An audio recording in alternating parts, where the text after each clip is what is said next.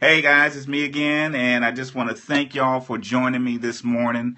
My goal here, we're going to talk about why I kept saying all week why I really feel that you should stop looking for your calling. So stop looking for your calling. And let me tell you where I came up with that name or that title. I was actually driving home from work one day, and I came across a podcast before I got in the car and started driving. I listened or I looked for a podcast to listen to, and a title caught my attention, and it said, "Stop chasing your passion." And I thought it was really interesting, so I listened to what the guy was talking about. It was only a couple minutes there, but then that whole concept that he was talking about really triggered something in me because I've been having a lot of conversations with some people that are close to me that many of us are we're trying to follow what we feel God has placed in us and the doors that He's opened. But when I'm talking to a lot of my folks that I'm close to, I see that some of them are still frustrated. And many of you probably have felt that frustration. I felt that frustration as well, too. It is something that's built in, and I think that frustration is there. It's almost like pain. Pain is something that's designed to let us know that something is out of place and something is out of whack, and that we need to pay attention to it so that that pain can go away because we're supposed to be doing something. That pain is not supposed to be there. And so pain is like a trigger to let us know, hey, something's wrong, something's out of place, and we need to get it fixed. I believe in part frustration is like that as well. And that frustration, especially in this sense or this case that we're talking about, many of you are feeling frustrated. And let me know if I'm wrong or if I'm off here. But post your comments here and let's have that conversation here on this platform. I think a lot of folks are feeling frustrated because you know that there's something inside of you. You got a passion for doing something. You feel that you either there's something that you love doing and you can't get to do it enough, or some things that you may even hate to see and you want to kind of make it right, but you feel like something's out of place, and you either feel that you're supposed to be starting a business or you're supposed to be operating in a particular career or whatever it may be, but there's some frustration that's going on. And I think that frustration is supposed to be there because it's a trigger to get your attention, to let you know that God's placed something inside of you and you need to express that thing and get it out. So that's why many of you are here with me today. And again, let's have a communication or a conversation here. Feel free to post in Periscope if any comments or questions, or some of y'all that may be familiar with Periscope know that you can chime in with the little hearts there to just kind of let me know if I'm on the right track here. But again, the reason why I say stop looking for your calling, many people, and some of y'all saw this week. One of the things that I posted is I really believe that anybody that's basically 25 years old and older has already been introduced to your calling, but you may not have noticed what it was. And so that's why you're still trying this and trying that and dabbling with this and dabbling with that. And you feel like you are on to something. You feel like that it's kind of like you got a hint, but you still, if somebody asks you, what have you been called to do? You still don't have an answer for it because you feel like that, I think I'm going down the right road, but I have no idea what my calling is.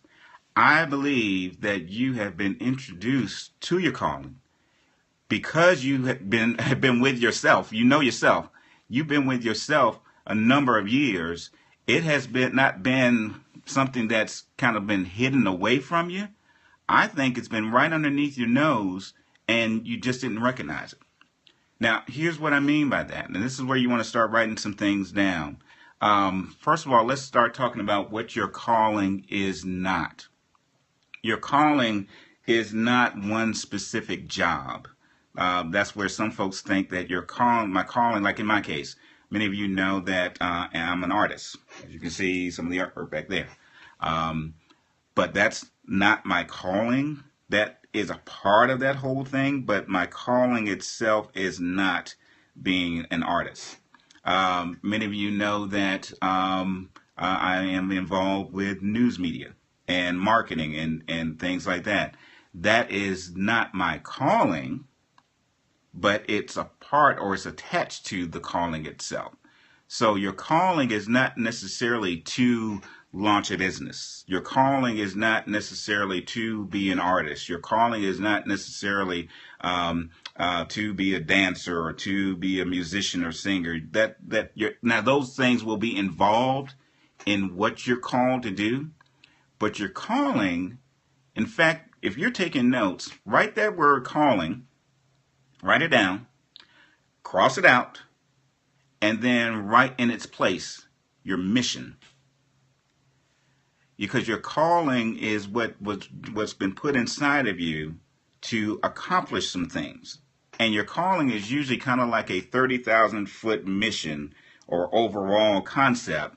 Your career, like me being an artist or me being involved in news media or yourself being a musician or yourself running your own business or whatever, your career helps you carry out your calling. So your calling is that overall mission, and then your career is the pathway that you actually carry that mission out.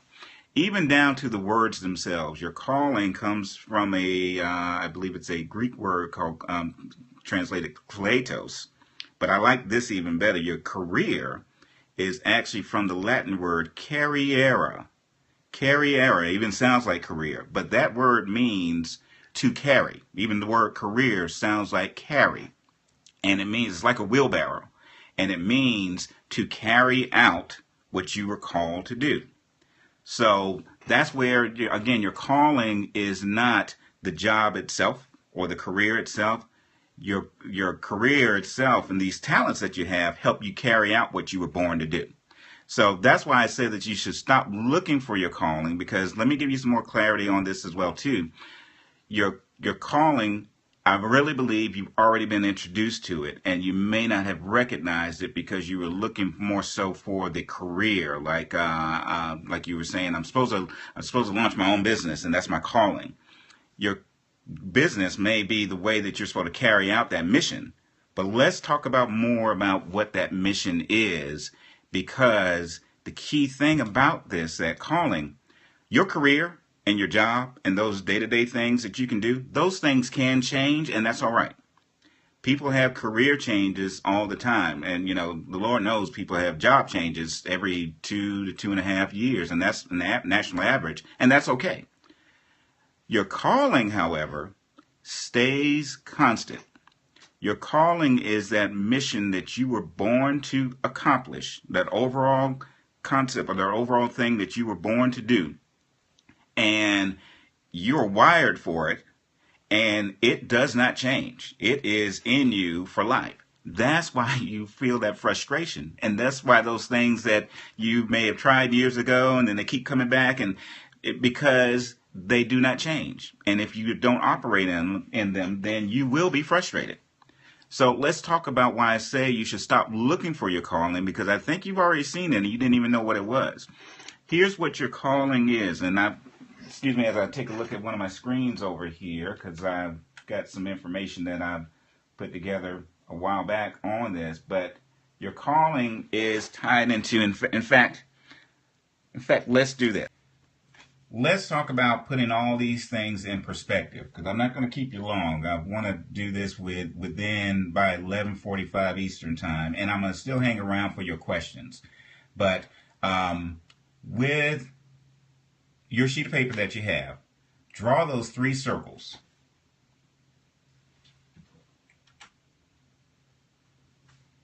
And as you're drawing those 3 circles, that first circle,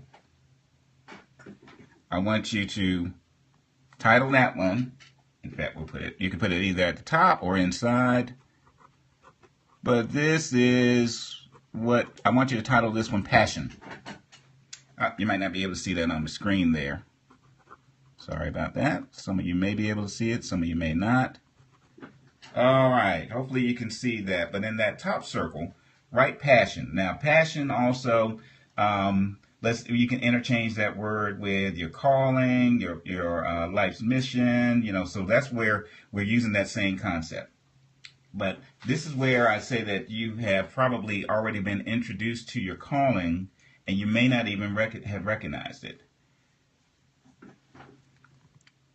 Also in that circle, that first circle, we've got passion as a header. I want you to write these three terms: love, hate, and free.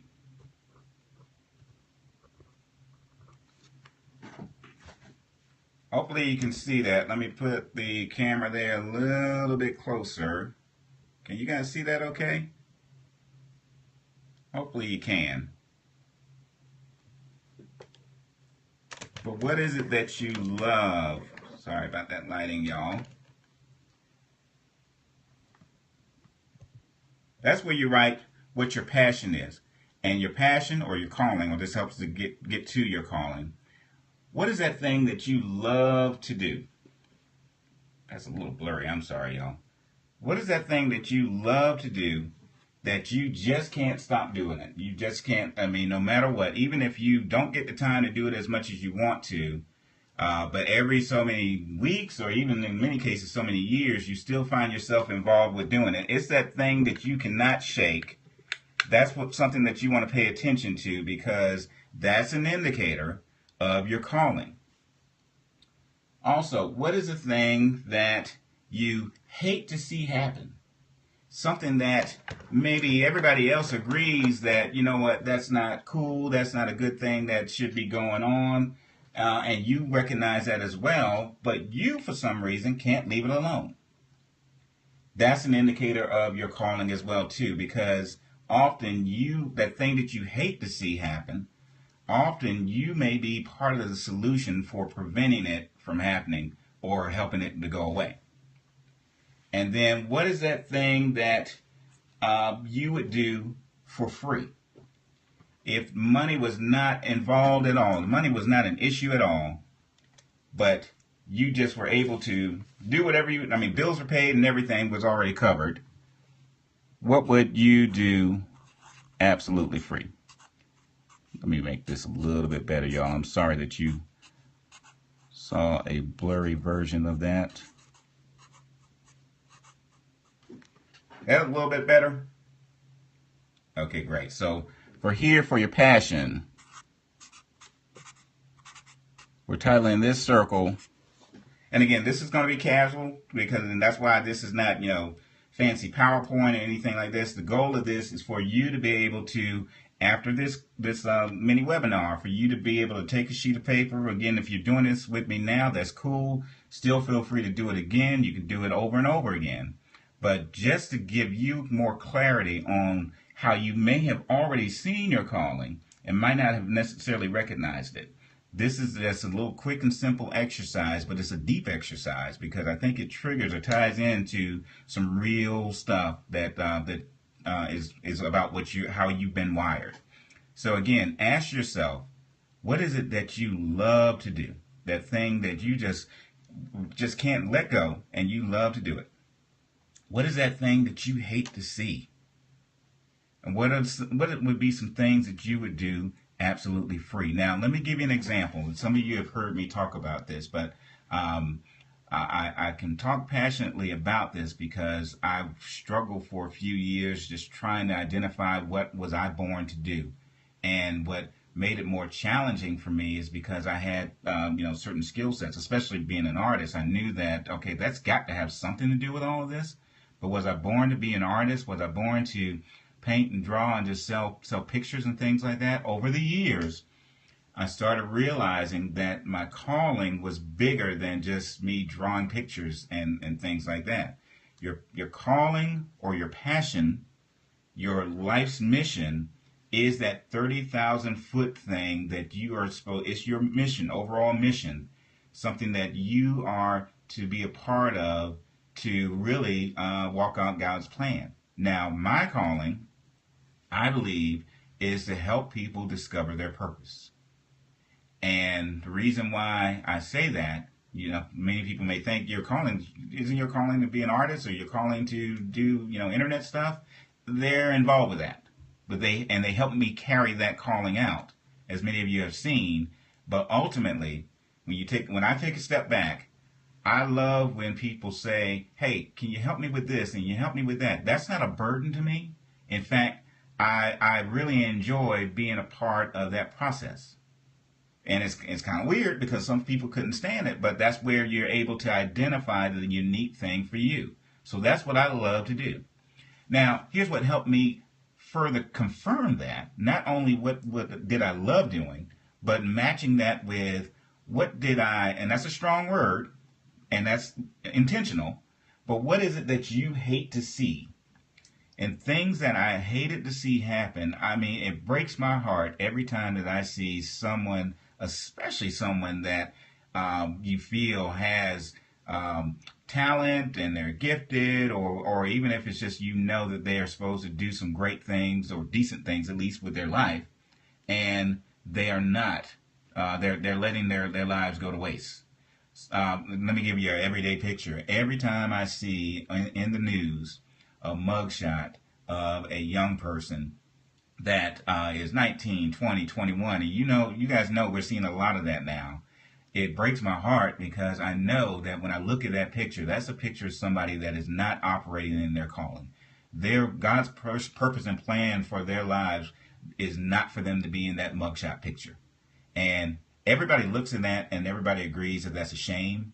With me, I look at it and I agree also that it's a shame, but it sticks with me. And I try to recognize that little thing of it sticking with me, because part of my calling is to help eliminate that. And that's where it drives me to make sure that I get an opportunity to get with people so that they don't go down that road, but they go down the road that God has designed for them to use their gifts and talents. Does that make sense, y'all? And again, feel free to comment, on Periscope. I'm not getting too many comments here, but I do see a lot of you guys are checking us out. So that's great. Still hang with me. But I'd love to hear back from y'all, especially I want this to be a dialogue and not just a monologue. So hopefully I'm on the right track with this. So write down on that sheet of paper, that first circle is your passion. And then write what you love. And you don't have to write those specific things that you do love, but write love, hate, and free. And again, that means what is it that you love to do? What is it that you hate to see happen? And what is it that you would do for free if money was not even an issue at all? So let's move over to the circle that's on the left. And y'all, this is not designed to be a real fancy or formal PowerPoint presentation. That is by design, because I want you to be able to just do this on any piece of paper yourself at any time, because that's why a lot of folks have missed what their calling is, because they're looking for something real fancy and formal, and often it's not that. And you probably have seen it already and didn't recognize it for what it was. So the next circle, your skills. And you don't have to list them here, but in this context, what I want you to write within that circle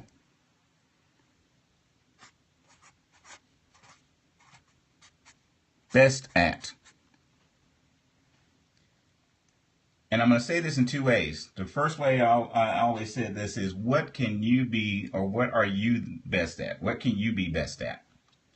The second way I want to put this, because there's some folks that are they're super humble. What have people been telling you that you are best at? Because often there's a lot of folks, especially if some of us may not recognize our own giftings and talents and unique abilities, listen, because people will tell you what they see that you're the best at. Identify what those things are. Write those things. Now, you don't have to do them right now in this session, but identify what those things are that you feel that you are best at. Let's go as far as saying that, you may be better than the general public with those particular things. Those of you that are familiar with me, when I did this myself, some things that I'm best at. If I can do anything, I can draw. Now, I'm not even saying paint, but if I can do anything, I know within myself, if somebody gives me a piece of paper and a pencil, I can go at it. That's something that I can be best at out of everything that I can do. There's a lot of stuff that I am not good at all. And that's with many of us. There's a lot of stuff that we are just, marginal or even below average. There's a whole list of those things. But there's a handful of things that you are best at. Identify what those things are. I'm best at drawing, and I am best at sales, and especially over the past few years, I got a real good understanding of social media and digital marketing. And that's not bragging, y'all. And this is not bragging, but this is really to identify what your calling is, because we're gonna do a twofold thing with our chat here today. We're gonna tell you about how to stop looking for your calling because you've already found it, but then not stopping there, because you can stop there and you don't want to just stay there, but you want to know, okay, now that I've got a better understanding what my calling is, what should I be doing? That's the other part of this. So when you get that chance to write those things down, write down what you're best at. And, honestly, it might be one or two things, and that's good, because the more that it's simplified, the clearer the picture is for you. So we've got passion. The second circle on the left is skills. This next one on the right is where a lot of people miss it. And that's where they get stagnated. They don't move because they have not explored a key circle over here to the right. The need. And in that circle, what are people willing to pay you for? The need. What are people willing to pay you for? That's really, often that's where the rubber often meets the road. What are out of the things that you have, out of your passions, out of your skills, the things that you can be best at, what are the things that people are willing to pay you for? When those three things overlap, right here in the middle, that's what's going to give you clarity of, sorry, you can't see it. Let me put it over here. Your purpose.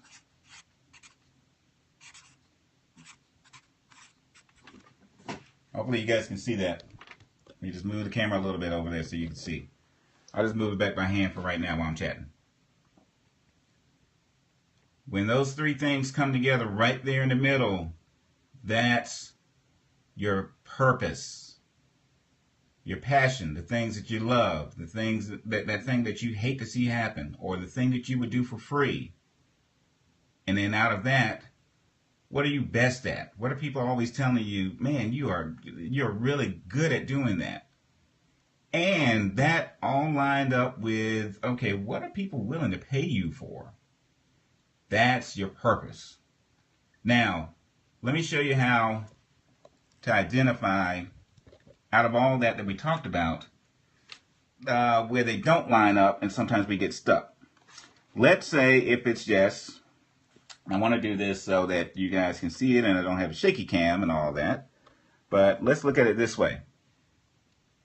If it's your passion and your skills, let's say it's something that you're doing that you love doing, and you're great at doing it. I'll use myself as an example again. With my art, I love being creative. I love drawing, and I love all of that stuff. And people have told me that I'm very good at it. And I really can do it well. But there's not, the stuff that I'm drawing may not be something that people are willing to buy. In fact, and many of you creatives that are on the webinar with me today, you guys know this.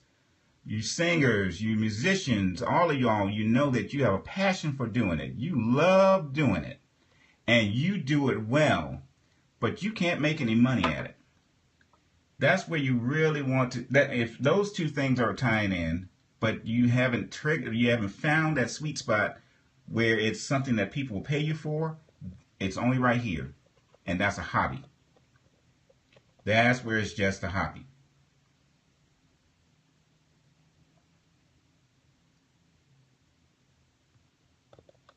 If it's over here to the side and it's just something that you're good at and you love, well, something that you love doing, and there's a need for it, then that's where you're frustrated because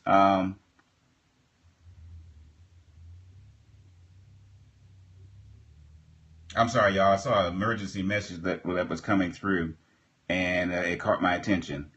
But that's where it's just frustration.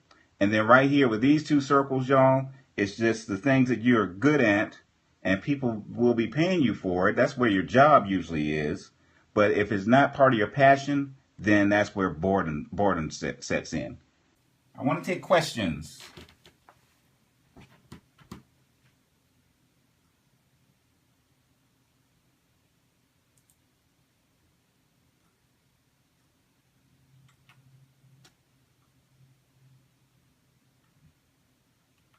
Let's take your questions that you have. Again, I'm wanting to use this platform to take your comments and your questions. So y'all chime in.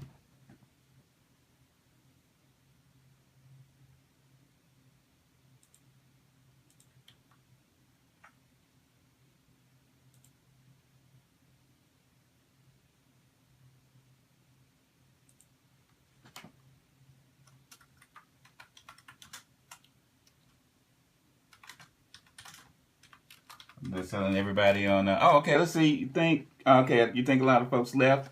I hope some folks are going to come back in, and I'm going to post this on Facebook as well too. But what questions do you possibly have from anything that we chatted about?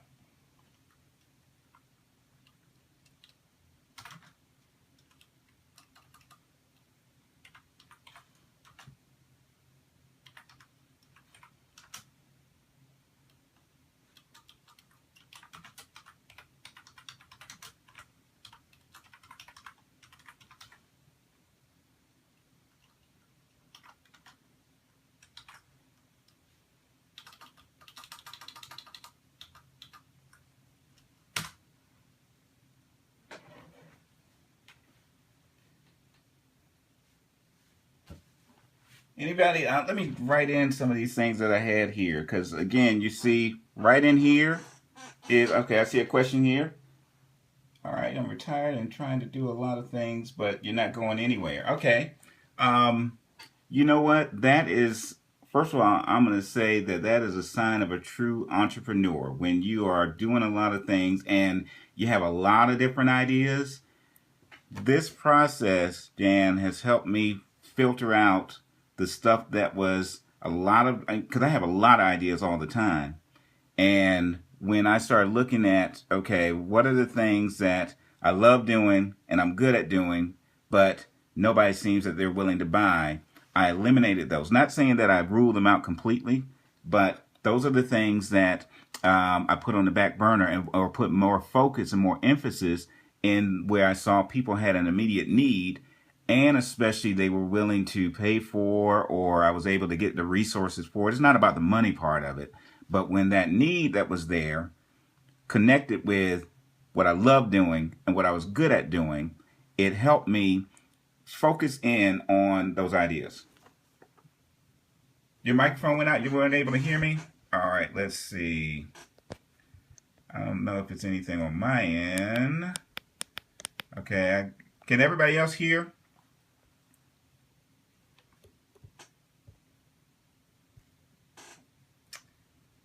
Jan, are you on the desktop or are you on the phone? Okay, well, I'm asking her questions and she obviously can't hear me. So hopefully she'll be able to fix that. But can everybody else hear?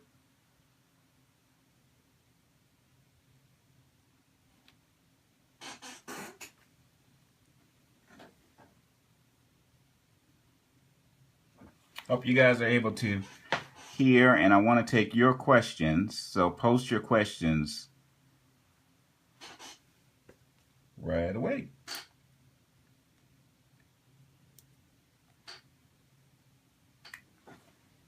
Let me just draw over here.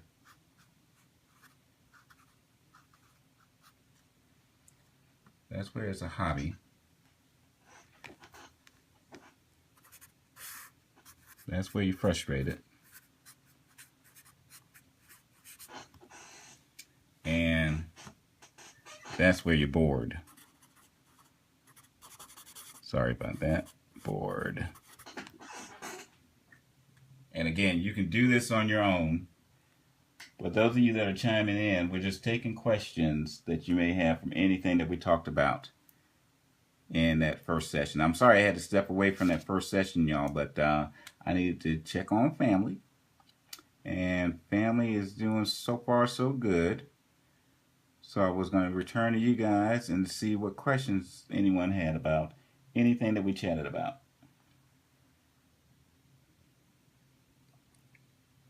And again, just to kind of walk you through this, let's say if it's something that you have a passion for, and this is where a lot of us fall into, where it's just a hobby. It's something that you have a passion for doing. You would do it for free, and you're really good at it, but the version of it that you're doing, nobody's willing to pay for. That's when it's just a hobby. Or if it's something that you're good at doing, and it's something you have a passion for, and you find that people are willing to pay for it. But let's say it's that thing that you're not the best at, you're not really good at it, then that's where you kind of get frustrated. Give you an example with myself. The way that graphic design has gone now, and especially to the point of doing logos, I can do logos, but I do illustration better. And so I've gotten to a point where I have a passion for doing those art-related things that include logo design. There's many people that need logo design and are willing to pay for it. I'm not the best at it, though. And so if I kept focusing on me trying to do it for folks myself, there's an area of frustration with that. Now, I do outsource it when I do come across that need and somebody needs that. I outsource it, but I don't have to be the person that does it myself, because especially I'm not the best at it. What is it for you? Something that you have a passion for, something that people have a need for, but you may not be the best at. That's when you're frustrated. Or again, where many people find themselves, something that they have a passion for, they're really good at it. Everybody tells you that it's nice, but nobody's buying it. That's when it is really just a hobby. But the goal is to look within all of that and find out there's something that you still have a passion for, something that you can be the best at, and out of all those things, which one is the one that really people are willing to pay for? That's the one that you should focus on, because that's part of your purpose. Give you an example again with myself. I got into the whole internet game and the internet thing, launching my own blog many years ago. The goal was to sell my artwork. I had a passion for doing art. I was good at doing art, and I wanted to sell art. But the market that I was finding, it wasn't big enough it was not big enough of a need for it to transition from a hobby to really part of my purpose. However, writing information and writing things about what help artists to market themselves, and also putting together art-related events. I had a passion for doing both of those things. I was good at doing both of those things, and there was a need for both of those things, to the point where people were willing to provide resources for that. That's the thing that was part of my passion. again, using anything creative, I tell my creatives this: look at what you're good at. Excuse me. Look at what you have a passion for. Look at. Let's see. Your question was, what does purpose? Where does purpose come from? Was that your question? Where does purpose come from? Yes. Where does purpose come from? Purpose is right in here. Purpose is where you line your passion with what you're good at, also overlapped with what are people willing to pay you for or provide resources for. When those three things line up, that gives you an indicator of your purpose. That gives you an indicator of the things that you should be involved in. My purpose was not necessarily to be an artist to sell artwork, but my purpose now, I'm focusing more on providing those art-related events, to teaching, especially teaching and doing anything that's teaching and instructional related, because I found I have a passion for it, I'm good at it, and there's a need for it. What is the drive to have purpose? The drive is your calling. And do this exercise yourself, because when you do, this is your driver. This is passion. Passion is your drive. And so when it comes to passion, take a look at where does that come from? Well, what do you mean? Where does it come? It's internal, and it comes from God. It's God-given. It's, well, as far as, it's not necessarily your head. It's more so your quote-unquote heart, because it's God-given. Your passion, when you look within, and this is where a lot of people miss it. They look externally, but when you look within yourself, you are the only person that can answer what is it that you love to do. Then you are the only person that can answer what are the things that you hate to see happen. And then you are the only person that can answer if bills and everything was paid, what is it that you would do for free? And then when you start exploring that yourself, then that's going to put you on the road to determining what is your passion / calling / life's purpose or life's mission, rather. When you're able to explore these questions here, that's when you really, great. I'm glad that we're connecting with your questions. Hopefully this will be helpful for you. But that's when you're able to identify that calling for you. Then from that point, you couple that with, okay, what am I the best at? Coupled with, what's a need out there? And that helps to bring into focus your time and resources and everything, and put your energies behind that. Why would you take down free from passion? Well, it shouldn't matter, but that's what gives you more clarity about what your passion is. Because when you ask yourself, if nobody was going to pay you to do it, what would you find yourself doing? That thing that you'd say, you know what, I'm going to do this regardless. I'll give you an example with myself. I was in a role where I was teaching entrepreneurs how to launch a business, get their business plan, and fulfill their purpose of pursuing their business goals and ideas. Now the recession hit, and where I was working, where I was paid to do that, they had to lay me off, and that was fine. I still reached out to my clients that I was working with, and I told them, guys, you know what? I know that I'm not doing this officially under the umbrella of the company anymore, the organization anymore. However, I really am this is what I do. I want to help you guys. So let's continue to continue to work together so I can help you go where you're going. And so it did not make a difference as far as money. And that to me helped me understand, gave me more clarity on, you know what, Tony, nobody's even paying you for this, but you still want to do it. If there is something like that for you.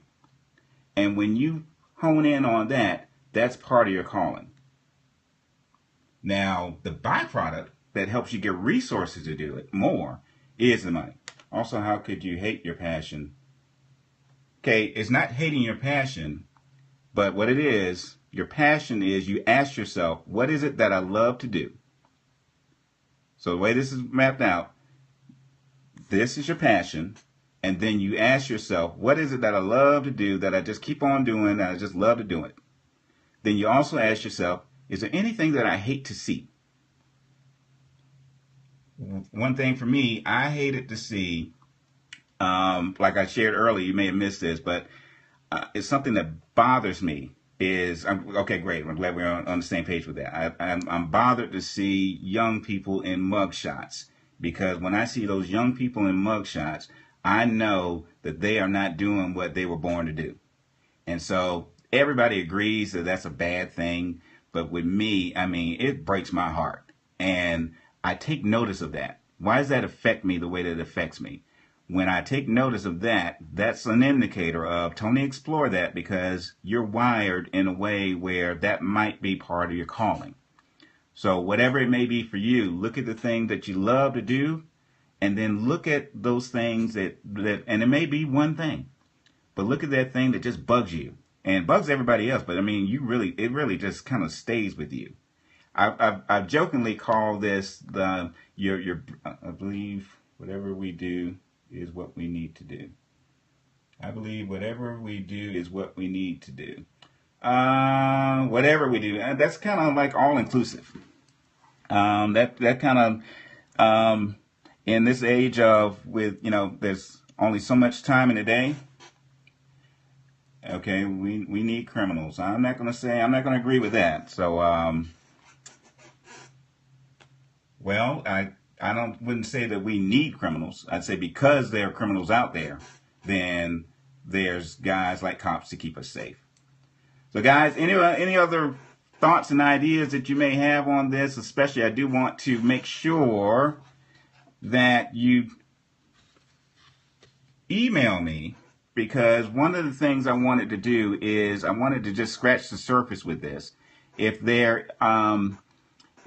you want some more detailed one-on-one communication with this, and especially many of you know about my one-on-one coaching that I do, I want you to email me. You don't even have to email a whole lot of details, but email me, and I'll answer that question about the assessment in a second here. And we will talk about, if you want to spend some one-on-one time with conference call, or if there's certain questions that you have. And right here, you asked about that career assessment test. That's actually not one of mine, but this is a free link that I wanted to provide for everybody. Go to livecareer.com or do a Google search for career assessments. And there's several out there that are good career assessment tests or personality assessment tests that will give you more clarity as far as how you're wired and give you some more indication of your calling. But again, many folks that have been connected with me already are familiar with my one-on-one coaching sessions that I do. I try to keep them really affordable. If you're curious about that, not saying that you have to do it, but if you're curious about it, just shoot me an email and just say more information. Don't even worry about having to word it any special way. Just say reply, info.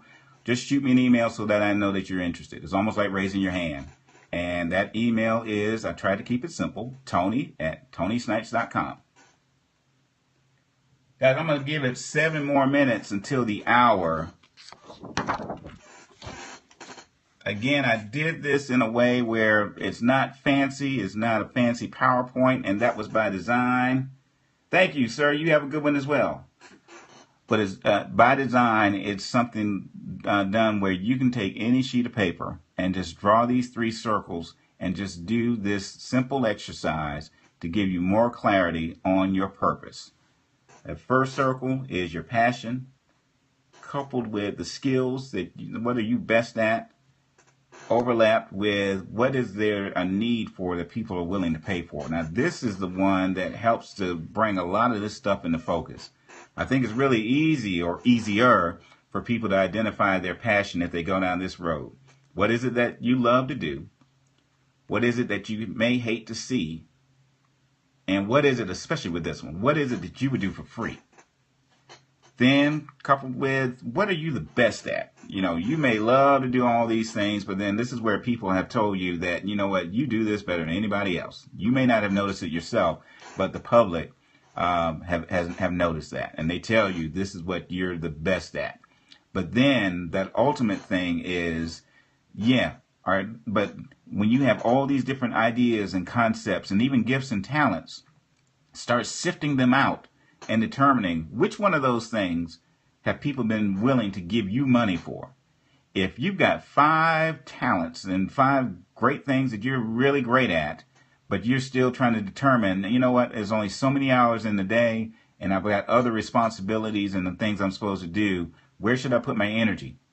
Look at that 1 or even 2 things that people are saying that they are willing to pay you for. That puts things into focus. That's purpose, and that's where you should be spending your time, your energy, your resources, putting that energy behind those key things, and that helps you further determine that.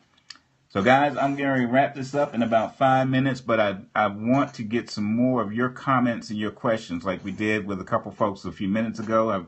I did this platform just for that. So shoot, let me know what questions and comments that you have there.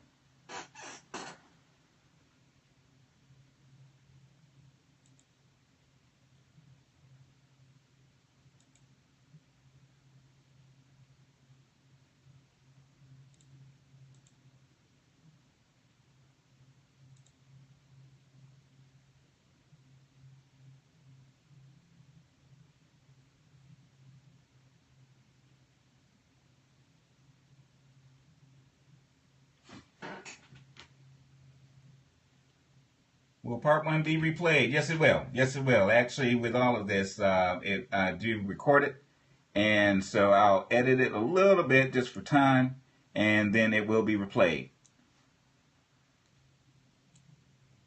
What are the questions?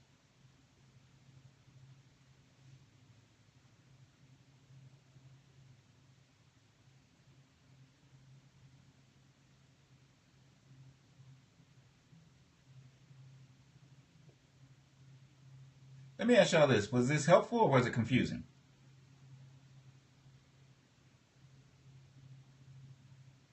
It'll be posted on Facebook. Now, part 1 on Periscope will be on Periscope, but it will definitely be. Oh, great! I'm glad it was helpful. Yes, it will be on Facebook, and I will also put it on my website. I do want to make sure that you guys go to especially my creative people, go to artlessonsfromgod.com, and let me just reiterate. I know that this is scratching the surface, so if you're interested in any or just having more information about my one-on-one coaching, shoot me an email, tony@tonysnipes.com, and pretty much what I do, I make myself accessible to folks that want my insight and want my help. And it's not anything that's huge. Sometimes we tend to overthink and make things complicated. We do. Sometimes we do overthink and make things more complicated. And you know what? Yeah, Periscope can be confusing. It can be. But I tell you what, if you dabble with it a little bit, it actually gets more simplified, and especially the way that you're able to communicate with people immediately. But yeah, those new platforms can be confusing. But yeah, shoot me an email, especially if you want a little bit more information. You do not have to write any long paragraph or explain anything. In fact, if you just shoot me an email that just says info, or shoot me an email that just says reply. I like to keep that simple because I know, and this is to answer somebody else's comment that they said earlier too, about things being complicated. Many of us suffer from not real ADD, but our attention spans are pulled all over the place now, more so than any time in history before, because of all the devices that we have and the access to information. Not necessarily a bad thing, but we just have more access to information more than any other time in history. What has not changed is we still only have 24 hours within the day. And so with many of us being on the go, these things that are critical to us, that we may not recognize it, but pursuing your God-given calling is something that is important to life. That's why you feel that frustration when you're not doing it. And so the answers to that calling have always been right underneath our nose. But I think what helps to cloud it is the noise. And it's just the noise of the regular day-to-day. And we have more noise now than ever before. But when you're able to grab a sheet of paper and get a quiet moment to yourself and just draw 3 simple circles on a piece of paper and just title one as passion, title the other one as skills, title the third one as need, and then just write down, and this isn't coming from outside, but this is coming from within. Write down, what do I love to do? What do I hate to see happen? And what would I do if nobody paid me to do it? What would I do for free? And then also write down, what have people told me that I'm best at? And it might be, and again, it might be one thing, and that's fine. If it's one thing, that's great.